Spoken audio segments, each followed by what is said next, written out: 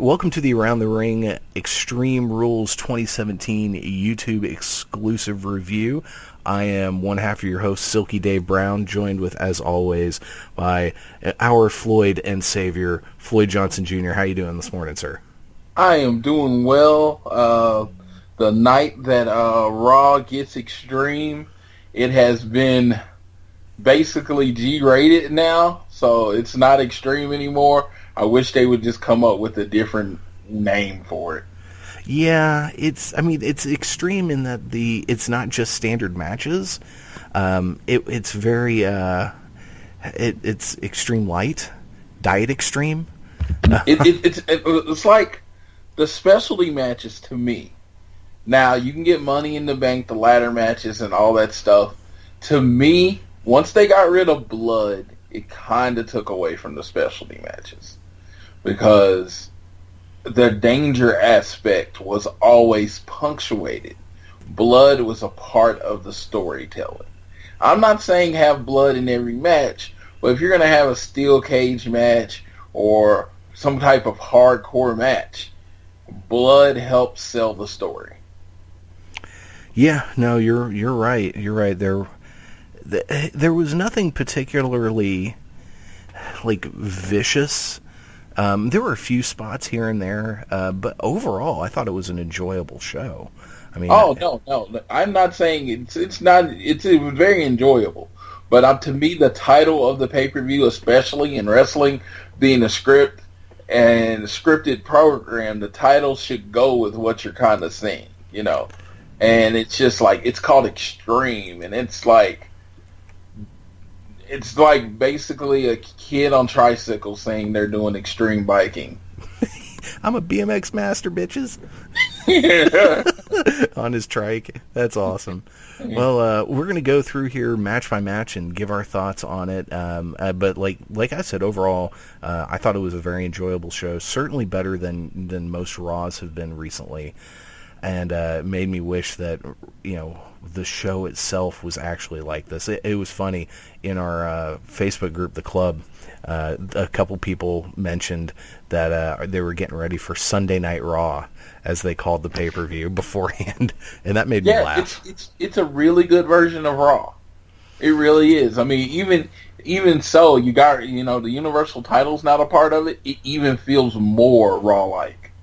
Yeah, and you know what? That made me think as I'm watching this. I thought, you know, instead of having it so basically every 2 to 3 weeks we have a pay-per-view, why not instead have it so that there is still a pay-per-view every month, just each show switches off, and then in the months that you don't have that, you make one of your shows, like either, because SmackDown's done this before, where they've treated an episode like a pay-per-view. So then you build up a Raw, and you say, okay, this is our off month. We're going to make this Raw really freaking special and plan it out. Say this is going to be, we're going to have a Universal title defense. We're going to have all the titles on the line, some stip matches, the whole 9 yards, and build it up like something important. And that I think would help the ratings. Because, but you can't charge more for tickets when you do that. Yeah, but I mean, they have to do something about the long-term slipping in the ratings. This is something we haven't talked about on the show. Speaking of, we are a weekly podcast. If you're just finding us for the first time on YouTube, you can find us on AroundTheRingOK.com. You can follow us on Twitter at AroundTheRingOK, and give us a like on the Facebook.com/AroundTheRingOK. The show is available on Stitcher, iTunes, TuneIn, and Spreaker, so all the great places to get your podcasts. Just had to throw that in there. But the Raw's ratings have really suffered, and they talk a lot about ratings don't matter like they used to.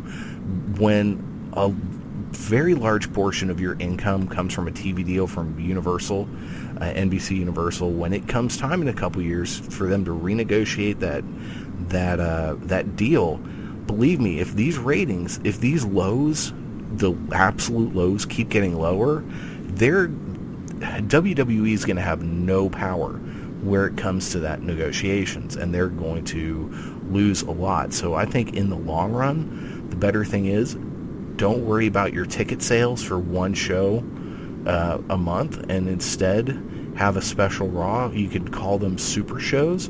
Hell, and if it's the one a month super show of either Raw or SmackDown, sell those tickets for a little bit more because they're special events. But you need to, and we've talked about this before, less is more. We got to tone some of this back. I mean, hell, it's what, 2-3 weeks before Money in the Bank? It's 2 weeks. Oh, Exactly God. 2 weeks. Exactly. It's on, Exactly. on the 18th. Well, now it's 13 days, but it was exactly 2 weeks yesterday. Yep. And then it's 3 weeks until, then 3 weeks from them we'll be doing Great Balls of Fire. Oh my God! When you mentioned, the name should have something to do with the theme of the show, I'm just thinking to myself, I'm having visions of just a bunch of balls on fire hanging around. We're gonna have an Inferno match. Inferno match. Maybe there's gonna be a piano match, and then no one would get that joke. Yes. How much? I wonder if they're gonna get Jerry Lee Lewis to show up. Is he alive? He is. Oh, well, Yeah. There you go. That's how relevant he is. Yeah. Alive. Well, let's go through this card. So I did not watch the pre-show. Was there a pre-show match? There was a pre-show match. It was an exciting match of Kalisto versus Apollo Crews. Man, doesn't that get you ready for a show? Man, if that doesn't scream who cares, I don't know what does. So they did. So Apollo Crews does his standing shooting star spot, right? Mm-hmm. And Kalisto kicks out of it.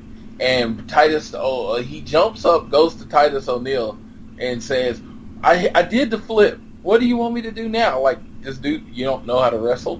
What? It was a very confusing moment. Kalisto, of course, runs up behind him, kicks Titus O'Neil, and does the Selena del Sol to get the win. But it was just they have this opportunity with the Titus O'Neil character to get a person that is charismatic and that can talk. And you can give a lot of people that can't cut promos well in the WWE, you can give him a stable. Or you could give him like a lower card stable. You could add Curtis Axel or Heath Slater, Rhino. People that haven't been getting time, you can have join the Titus brand. So you have a way to build it, but instead you go the route of you're already going to have, looks like you're going to have Apollo Crews and Titus O'Neil arguing and fighting and maybe starting a feud, which is, to me, would be dumb because Apollo Crews beating Titus O'Neil does nothing for Apollo Crews, and Titus O'Neil beating Apollo Crews does nothing for Titus O'Neil. You got two just basic jobbers. So I feel like it was okay, here's a great idea. I've seen some of my friends getting excited about it, and they went the wrong way. That match should have ended with Apollo Crews using the tights to beat Kalisto. And not necessarily going all the way heel, but doing a heelish act. And then you can have the slow burn of him turning heel. Yeah, so it's laughable to think that Uhaa Nation would ask Titus O'Neil for wrestling tips. Like, what do I do next? Yeah, that's... Uhaa Nation, that's what you do. Yeah.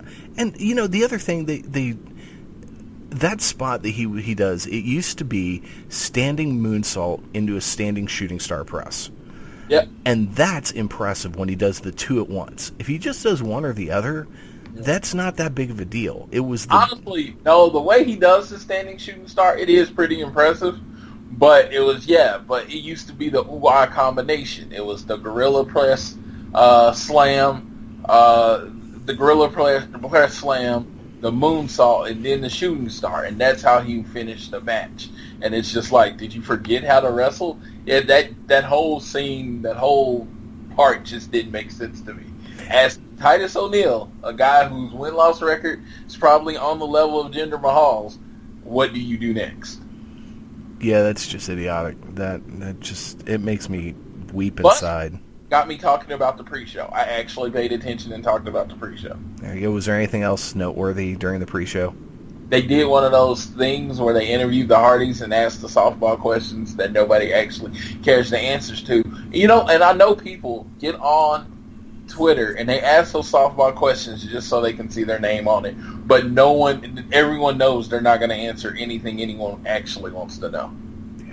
Yeah, like when are you going to get the broken gimmick from Anthem? Yeah, or Matt and Jeff. How does it feel to be back in the WWE? How many times have they answered that question? Yeah, no kidding. You know what would have been a good question? Matt and Jeff, do you like owls? Yes. You like owls? Aren't they a noble creature?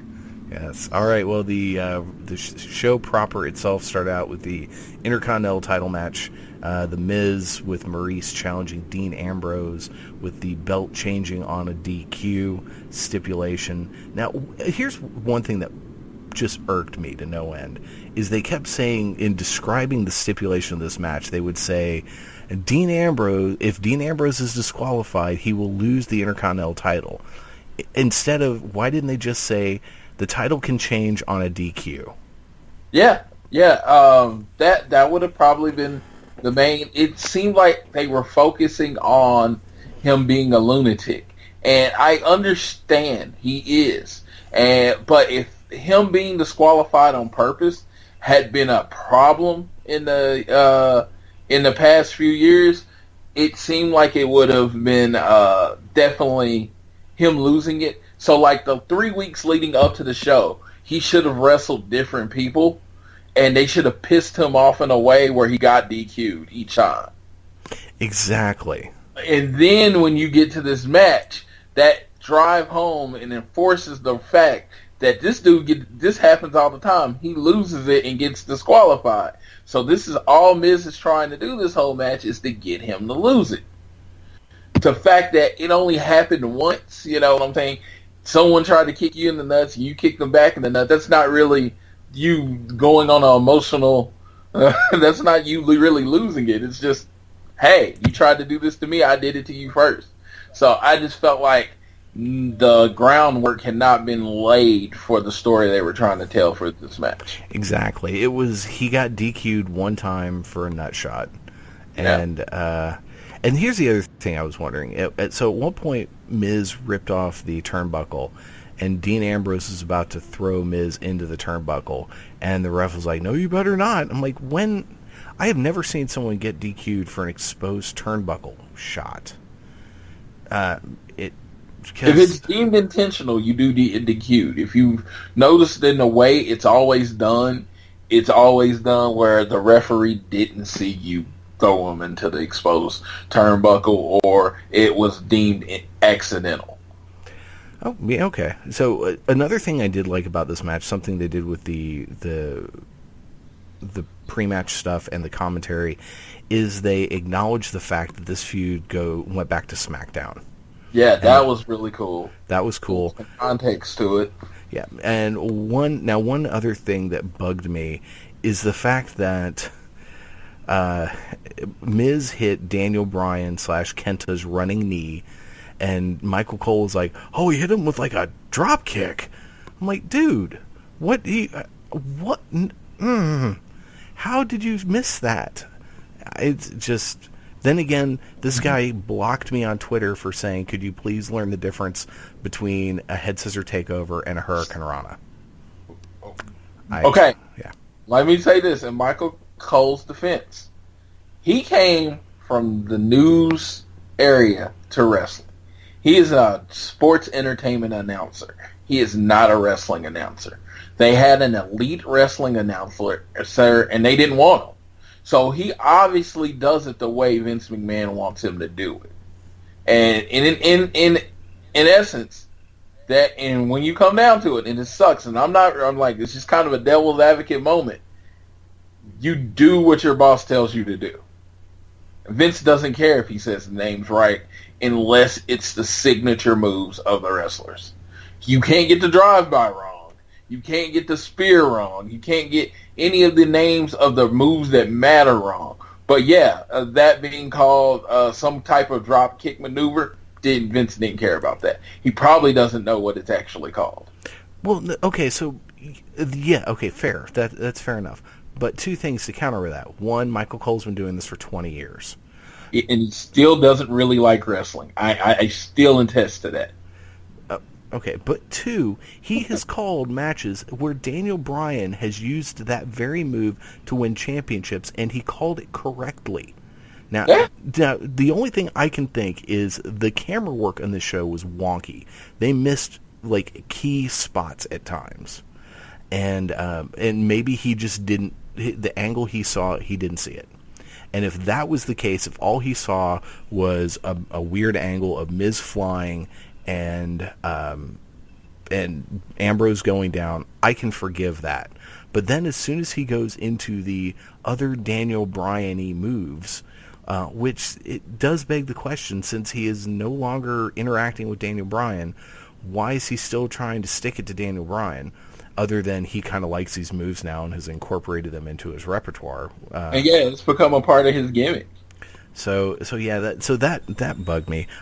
One thing I will say, I love the finish, that it looked like it was going to be a DQ, and then Miz hit the skull crushing finale and got the clean win. I thought that was fantastic. Yeah, you know what? He never forgets. He never forgets to say, "This has been brought to you by Mountain Dew Kickstart." Who, Michael Cole? Yeah, never forgets that. Of course not. Of course not. Because that's what's important to Vince. Yeah. Or the WWE brand as a whole. That's what's important, is getting your advertising out there. Missing a move name that's not part of a brand, they don't care. They don't care that he calls it a Shining Wizard.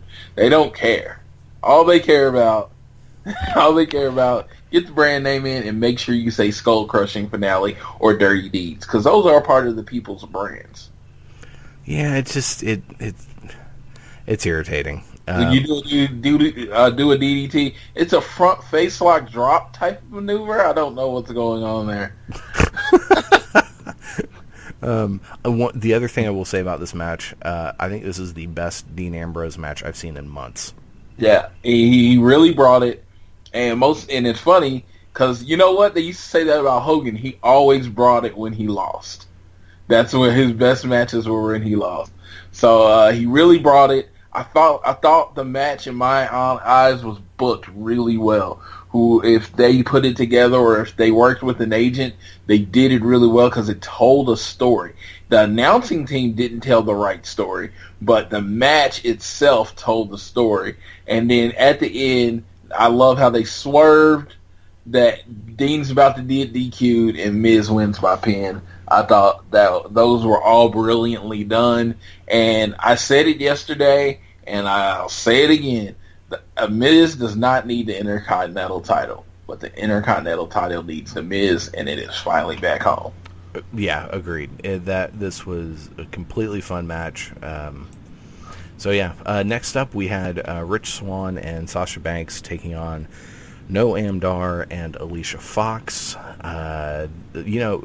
Great pop for Swann. When he first came out, before I put two and two together and the announcers mentioned that it was his hometown, and he got this huge pop, I was like, holy fuck, they love the Rich Swann. But then they're like, oh yeah, it's his hometown, and a lot of times anyone will get a huge pop in their hometown. But this was fun. It was short, to the point. It did not overstay its welcome. And it was Rich Swann got the pin, and the baby faces won like we knew they would. You had any thoughts on this one? Rich Swann and Sasha Banks have very good chemistry. If it wasn't the world where we know everything about the wrestlers personally, I could see like a dating gimmick going on. But Sasha Banks is married. Not only married, she's married to the costume designer that designs all the costume, including Rich Swann, including Rich Swann. But I could, like I said, a little old school, a little kayfabe area. I could just go in and turning on him, and then going back to her boss gimmick. Basically, she doesn't need a man or anything like that. But again, all that goes away because we know about the reality, which is Sasha Banks. Correct. Yeah. Next up, we had. Oh, well, here's something else that bugged me. Have there always been full-blown commercial breaks in pay-per-views? No, the WWE Network exclusives, like, you could not buy this show on pay-per-view. Like, okay. You could not go to a cable provider and buy the show on pay-per-view. Because on the network exclusives, you do get commercials. But if this was like one that you could buy on pay-per-view too, let's say a SummerSlam, WrestleMania, you would not get that. Okay. Then that is, I guess, fair. But yeah. I mean, it's not fair to me. If you call it a pay-per-view, I shouldn't get commercials. Yeah. I mean, I completely agree with you, but it took me a second to notice that difference. All right, then we had the Drifter come out. So here I'm like, why do they really not have enough to do? So no, he's over in the club. He's over with me. I love that his promos are songs, and I thought that was pretty cool. It was basically, instead of having a backstage segment where he said everything he just said, he said it in a song in the middle of the ring. I had no problem with it. So here was my train of thought during this, and these were actually my notes. And for no reason, we have the Drifter in the ring. Oh God, he's so bad. So was that just to kill time? They have hundreds of fuckers on payroll, and they do this. That all having been said, it was so bad, it was kind of good. Yeah, he's a heel. It kind of reminds me of a honky tonk man doing a performance. It's like I said, it's new, it's current, it works on Raw. It works on the main roster. It did not work on NXT where everybody's all about the wrestling. But in the show part, like I said, if you listen to the song, it's a promo. So that is so cool to me. It's different. I mean, to me, in a world where everybody does everything the same, and it's in this WWE cookie cutter box, it's actually different. That is true. It is, yeah, that is true. So yeah, it's just, it was my initial. He's a horrible singer, and I think that's a part of the promo. And I think a lot of the do with you is that you're a music guy too, so it's like, yeah. This is horrible. I'm like, he's playing and let me make sure, he's like playing the same chord over and over again, right? Oh yeah, he's playing like 3 chords. Very basic stuff. But it's like, okay, so they have so many people on this roster, and this pay-per-view was very thin as far as the number of matches, and they bring this guy out, which, I mean, it got him tons of heat. So yeah, I mean, and again, by the end of it, I was actually like, okay, that was so awful, it was kind of good. All right, so next up we had the kendo stick on a pole match, brought to us by Vince Russo. Bayley challenging Alexa Bliss for the women's championship. There was at one point, Alexa just hit Bayley square in the freaking head with that kendo stick. And the ref made her stay back to make sure Bayley was okay. Whew, there was another headshot later on in a different match we'll get to. But yeah, here's what I liked about this match. Alexa won, and Alexa won decisively. I mean, there was back and forth in this match, but when it came to the end, there was no question, there was no shenanigans. Alexa Bliss won. Just done. Remember I told you there would be less than 10 kendo stick shots, right? Yes. What was the count? I posted it on the Twitter. It was 8. Hey, only 8? There were only 8 kendo stick shots total. Wow. Yeah, and they were all on Bayley. I'm just like, you know what?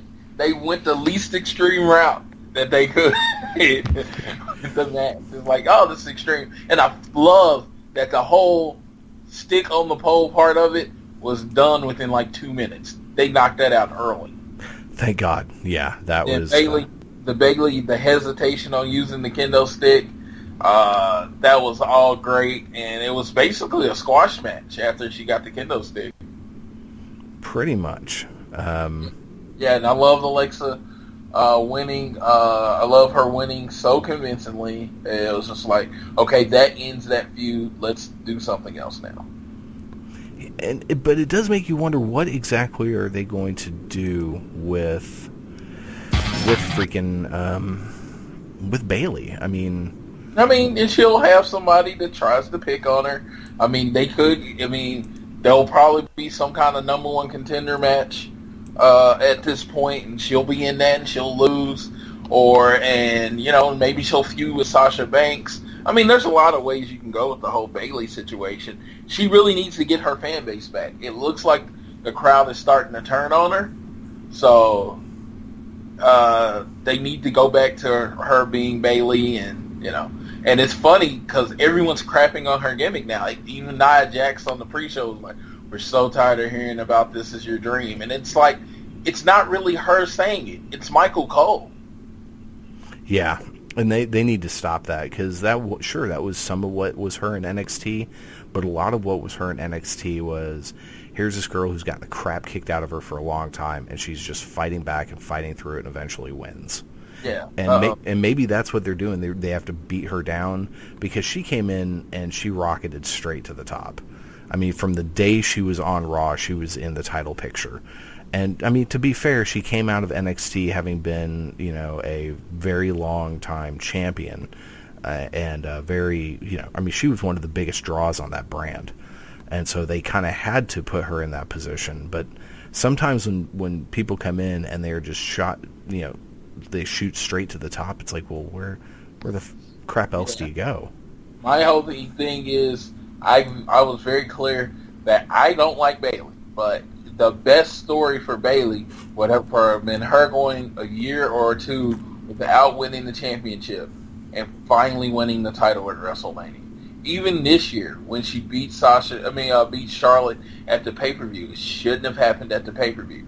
Her WrestleMania moment should have been her dropping that big elbow off the top rope, a la Macho Man, and finally becoming the champion there. Yeah, speaking of that elbow drop, so they recently, WWE signed, and I'm blanking on her name, but one of Is it Low? They've signed a couple ladies from Japan, but one of them used the elbow drop as a finishing maneuver, and they legit told her, you need to find a new finishing maneuver, because Bayley uses that from time to time. Yeah, and that's the whole thing. I don't really like it because they're on NXT, and I don't mind people in NXT having similar finishers to people in the main roster, because then once you go to the main roster, maybe your finisher changes, a la Ty Dillinger. I would almost rather have it. I don't care if people use the same finisher. And in fact, at some point, well, especially with multiple brands, if you have someone on SmackDown and someone on Raw that uses the same finisher, who freaking cares? At some point, if they meet in the ring, it's the battle of the whatever the hell. You got a gimmick. You got a reason for them to fight. The battle of our elbow drop, the battle of the sharpshooter, a la Sting and Bret Hart. I remember it was a battle of the Iron Claw back in the day. I mean, it's who did the best snap suplex. I remember that was like the whole reason Dynamite Kid and somebody wrestled, and I don't remember who it was now. But I'm just like, that was a reason to wrestle. That did it better. That is real quick aside. Who did have the best snap suplex? I thought Chris Benoit was my favorite, and I know it was just basically Dynamite Kids, but Chris Benoit was my favorite. Yeah, mine too. But Dynamite Kid was probably just right up there. The best. Yeah. And it was funny because they were talking about it on Once Upon a Time. Chris Benoit was like, the dude's like, I don't know if I'm ready. He's like, you better get ready because you're going over. Because that was the thing with the snap suplex. You didn't need any help from the other person. It was their job to take the bump right. Nice. Well, next up we had Cesaro and Sheamus challenging the Hardy Boys in a tag team match for tag team titles in a steel cage. And this was interesting. They had a escape-only rules. Haven't seen that for a while. But more than that, it was both team members had to reach the floor. So theoretically, you could have had one guy from each team outside of the ring and the two others fight. And then I guess once you're out of the cage, you're supposed to stay out. But that didn't happen in this match. There's no DQ, so you don't have to stay out. True. One thing, early in the match, at one point, Cesaro just freakishly climbed the ropes and the cage. And it was like, I was like, damn, does this dude do parkour? Does he hang out with Johnny Mundo on his days off?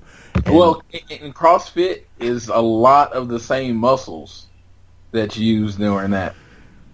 So, I mean, it is very much a lot of the same thing there. Well, and we did get a crazy Jeff Hardy spot, as we knew we would.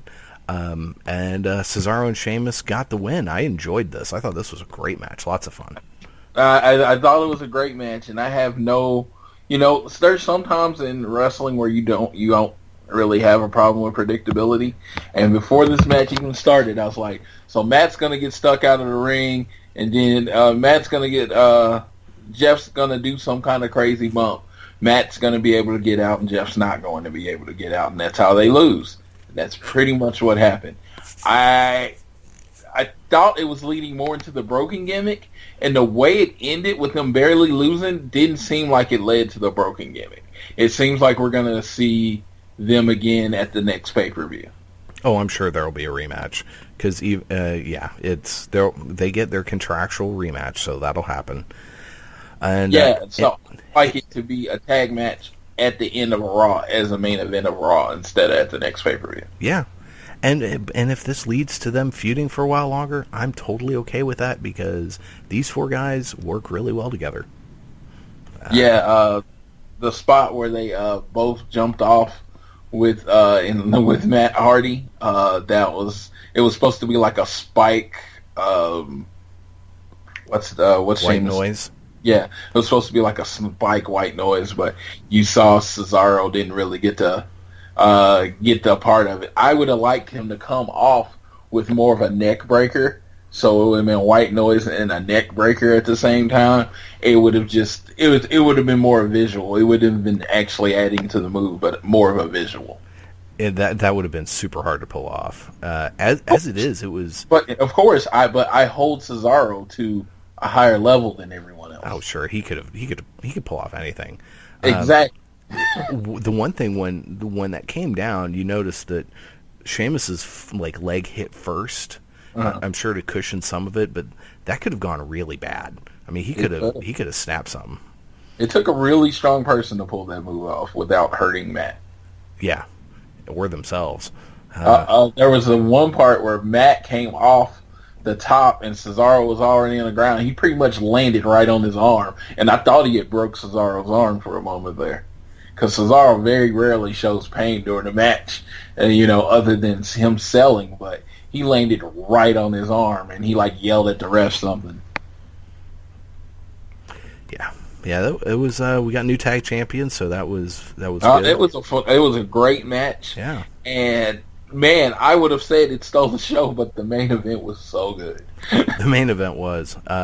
Next up, we have Austin Aries challenging Neville for the Cruiserweight title in a submission match, which apparently can also have DQs and countouts. But, okay. I guess by the stipulations of this match, you just can't win by pinfall. Yep. You can win every other way but pinfall. Okay. That was stupid, and I felt like the match, because of that, made the match kind of stupid. But it was a great, and it's weird that I say that, because physically it was a great match. The psychology of the match kind of made it stupid. Yeah, the stip was weird. It made it off-putting. But, I don't know. The thing was, bell to bell, it was completely enjoyable. These two guys work really well together. It was a fun match. A couple things I noticed. One, I think they've changed Austin Aries' intro music a little bit. And I don't know if I'm right on that. I'm going to have to listen to a few more of his when he comes out to the ring next few times, but it sounded a little bit different. And two, and I haven't mentioned this before, I keep forgetting to, is it just me, or does the Cruiserweight belt itself, the strap part of it, look really cheap? It looks kind of like bad plastic. It doesn't look like leather like the other ones do. Like the other ones look, weighty and expensive. And this just, there's something about, it's almost like the plastic on like a dodgeball kind of thing. I don't know. That's just me, maybe. I would say, I can't say I paid attention. The Cruiserweight belt, I've always thought it was cool because it was the most different looking belt in the WWE. That is true. But yeah, this one, Neville eventually did get the win. That at the end, that red arrow where his knees went straight into Austin Aries' spine looked so brutal. And then, the Rings of Saturn, and he tapped out like immediately. I thought that was pretty cool. And it was funny because, you do get some foreshadowing in wrestling, even though people don't really talk about it. When he tapped outside of the ring, I looked at the girlfriend and said, "All right, that means Neville's going over." I kind of had that feeling too. Yeah, and then he goes in the ring, and it's fun. It's great because Neville is what the division needs. We said that yesterday. Neville is what the division needs. I don't think Austin Aries would. I didn't think it was his time to be champion yet. I feel like Neville should kind of go through everybody on the roster. I'm hoping Cedric Alexander's the next number one contender. And then maybe if you want to do it correctly or something like that, maybe either Grand Metalik or Kalisto is to finally find the person to finally beat Neville. Yeah, and that reminds me, I was going to mention that when you talked about the pre-show. Why haven't they put Kalisto in the Cruiserweight division? I think they want that Rey Mysterio love. They want him to be the Rey Mysterio type right now. And I don't know if Kalisto wants to be in the Cruiserweight. I mean, he never wrestles people his size. Like, ever. Well, it's because he's a freaking hobbit. I mean, that's true, but I'm just saying he doesn't wrestle people his size. And you know what? They can want you to go to the Cruiserweight division all you want to. And you can say no. I mean... Yeah, and at some point, though, they could probably say, you can go to the Cruiserweight division, or you can sit at home. Yeah. But I don't think anyone... I mean, think about Neville, like someone like Neville. He wasn't on TV before they left. And they say, hey, we're going to bring you back in the Cruiserweight division, and we're going to make you the champion. You're going to be on TV every week. Okay, yes. Not on TV at all, or the champion in the Cruiserweight division. I'm guessing they're not going to offer Kalisto the same thing because... Like I said, they really do need Neville as the champion. The longer he holds the belt, whenever that next guy wins, that makes him way more over. Yeah. And see, I would rather them wait on Cedric. I would like to give Cedric a slow build and maybe at SummerSlam or Royal Rumble. And in fact, you know what? Let Neville hold it to the Rumble. That way he'll have it a year. And maybe Cedric is the guy who finally beats him. But then again, I would almost rather see Cedric in the Rumble itself. So yeah, that was that. I enjoyed this. It was fun. It didn't. One thing I will say, none of these matches really felt like a piss break. I think they were all pretty darn enjoyable. They were. I can say that. I agree with that. Yeah, speaking of enjoyable, we get to the main event. Bray Wyatt, Seth Rollins, Samoa Joe, Finn Balor, and Roman Reigns in an Extreme Rules Fatal 5-Way for the opportunity to face Brock Lesnar at Balls Deep in 5 weeks. Great balls of fire, sir. Yeah, that too. Yeah. You know what? I thought all of these guys got really good reactions when they came out. Yeah. Somebody said... And it was funny to say this. They said it, that Finn Balor did the most in this match, and everybody else just tried to get their stuff in. I'm like, Finn Balor does the same moves. He tries to switch them up, but it's the same moves. The only thing I thought was really, really significant that Finn Balor did was that kick to Roman Reigns' face in the match. I really thought he kicked him in the face. Yeah, that was great. I thought they all did really well. I thought this was because you made a comment the other day on our Twitter feed that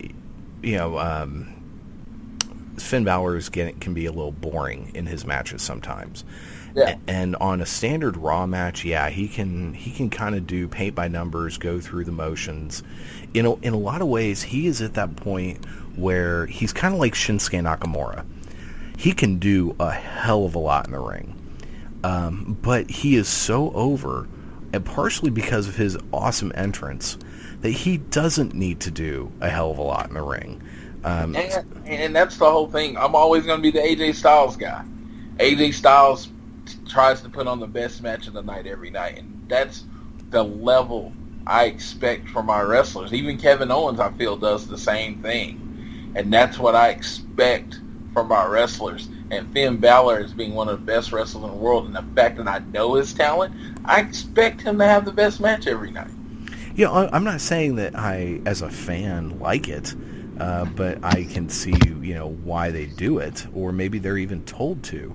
But I thought this match, with just the way everything worked in this, it was really good. And, you saw some different things out of Roman Reigns, I thought was cool. And there were, even though Roman came out to a lot of boos, there were cheers for him. And there was a moment when he had a series where he was just on fire, and people were into it big time. And I love the fact that he was dead to rights from Finn, and then Samoa Joe snuck in, got the coquina clutch on, and got the win. I wish they had acknowledged the fact that Finn and Joe had a long feud in NXT, because they talked about the other feuds that have happened. And I got to give props. Roman's spear through Joe and Finn on the outside of the ring through the barricade, where I think they almost killed the timekeeper, was awesome. This is another spot, though. The camera work was off. It was like they weren't quite in a good position to really capture that moment. And that's very unusual for WWE. WWE normally has their cameras in the perfect spots for everything. But that was one where they didn't quite catch that as well as they should have. And then, of course, you get Seth Rollins being a crazy man. It seems like he wants to tear his knee up again. He does.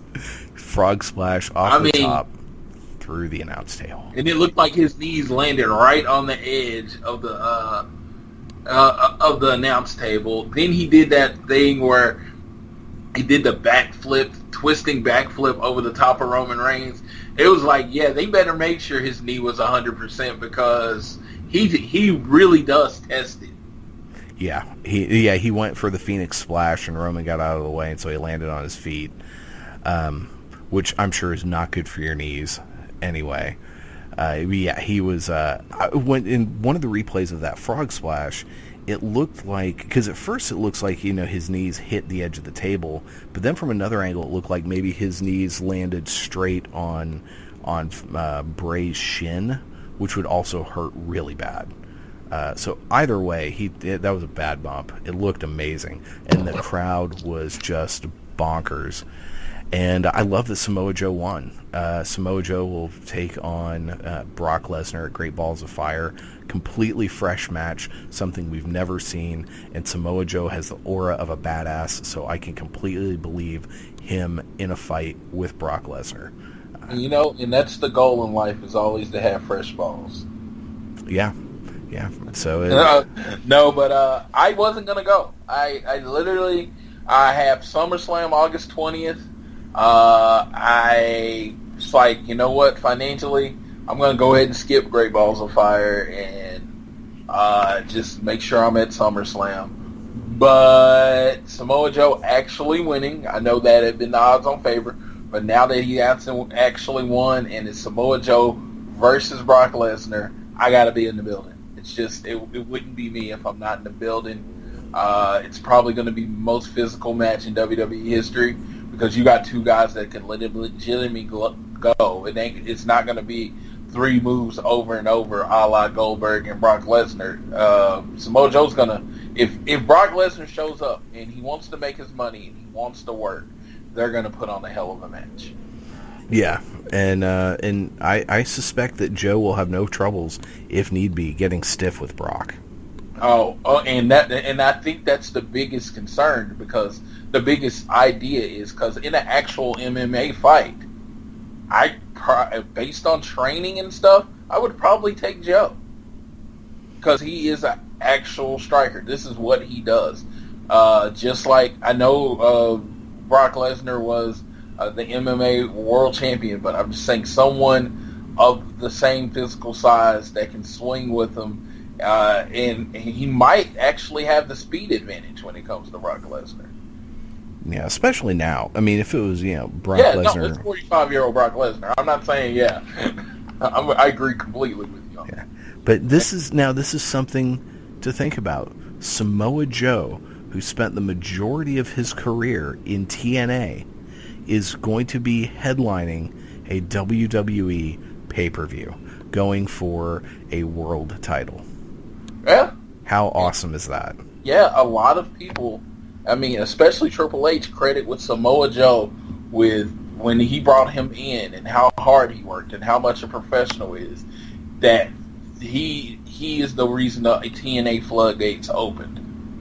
It's like, wow, these people actually do know how to work, and they can work our way. They understand television production because they were in a lower level television production for a lot of years. Yeah, and it's not like TNA had terrible production values. They don't. Yeah, no, just even if it was horrible, just being on TV and understanding, being in the right positions for camera shots and stuff like that, it gives you a base knowledge that will help you once you get to the WWE. And Samoa Joe was the first TNA, I mean, not including Xavier Woods, who did a cup of coffee in TNA, but a real TNA star. Samoa Joe was the first one, wasn't he? Yeah, and it was like they put the NXT belt on, and they said he opened up the floodgates.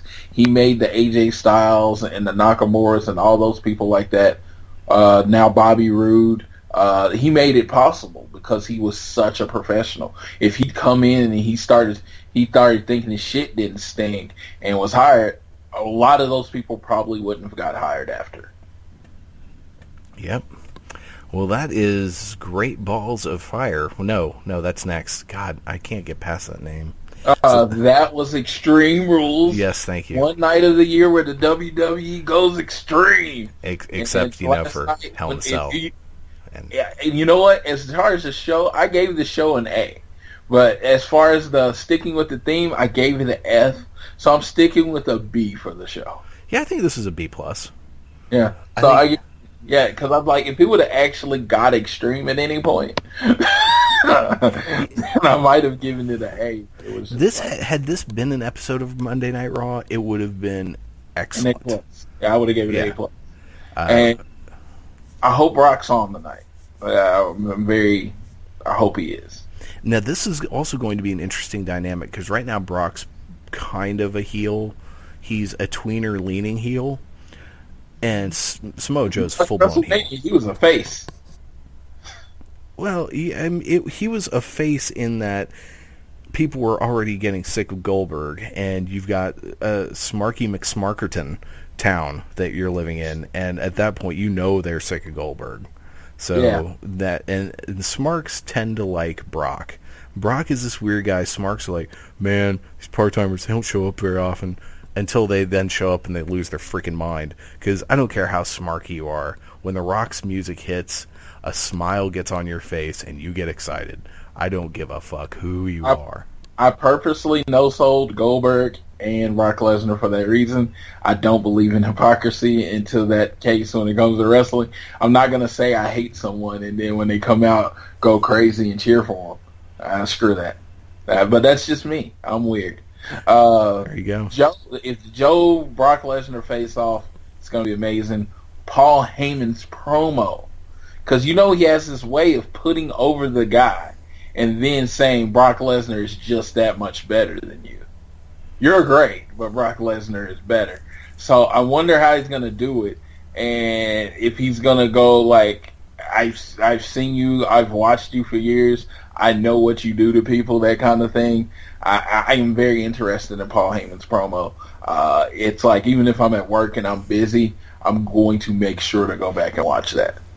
Yeah, I'm very much looking forward to seeing what Paul Heyman does with this. Yeah. So that is going to do it for this. Now, by popular demand, well, I can't really say that. We've had some requests. Because I'm not full of myself. Some folks have asked if we could start putting the YouTube exclusives onto our regular feed, so you can get them on iTunes and Stitcher and Spreaker and download it as an MP3 to your device or whatever the hell. And we are going to actually start doing that. So this video will be available today on YouTube. Today being Monday, June 5th. I was actually looking at that for way too long before it came out of my mouth. Monday, June 5th, it will be on YouTube. And then starting tomorrow, late night, early morning tomorrow, it will be on our feed. So if YouTube is something you don't easily have access to and you still want to hear the review, it will be up on the feed. So there's that, and we're going to start doing that going forward. So make sure to check out the website aroundtheringok.com. Follow on Twitter at aroundtheringok. You get all the good updates. Plus, you get Floyd live tweeting during the Raw, SmackDown, and the pay-per-views. So that's always good stuff there. And so whenever I'm watching this stuff, I'm always a little bit behind, and I don't like to be spoiled. But my phone's going off. I'm like, someone replied to something you put. I'm like, I can't look at that. Spoilers. Yeah. Because I am really just tweeting what's going on in the show and my reactions to it. Sometimes I'll tweet a random thought I just had just to see if I was right. I think we were both 6-0 on the pay-per-view last night, which sucks. No, well, really? Well, we didn't. We thought Miz was going to win. We thought Rich Swann and Sasha Banks were going to win. Did we think Bayley was going to win, or did we go with Alexa? We went with Alexa. We both said that made more sense. Yeah, and we went with Cesaro and Shane. We went with Neville, and I think I said either Joe or Finn, and you said Joe. Yeah. So wow, we should probably start keeping track of who we actually predict. So, I do. I do. Okay, great. 6-0. This show, the last show, I missed one, and I think you missed two. It was I keep track. Okay, thank you for that. Because about the time we finish recording, I shit you not, I forget what I said. Yeah, I will say this: most of the world was 6-0. It was and that's what I tell people. I don't mind wrestling being predictable sometimes. I mean, but to me, I can know the beginning, I know the end, but use a creative way to get to that end, and I'm okay with it. Exactly. And that's what they did last night. Everyone kind of knew the beginning and the end, and they used the creative ways to get to the end, and it was a very enjoyable show. So the odds-on favorite with Vegas all won, and which is funny that people gamble on professional wrestling. If you do, I think you have a problem, and you should probably call someone. Exactly. Well, that is going to do it for us for now. We will be back on Sunday. That's when the podcast drops every Sunday with a new edition. So we'll talk about everything that happens during the week. And make sure, if you haven't before, please check out our previous episodes. We dropped one yesterday, and it was good stuff. And make sure to give us a like and a subscribe here on YouTube. That's youtube.com/AroundTheRingOK, which if you're watching this right now, you probably know. But do us a favor, click on that subscribe button. And Floyd, I do have a question for you, sir. Is life a work? Just know this, all you that may be down, that this is all fixed. Life is a work. Make sure you kick out at 2. We'll see you next time Around the Ring.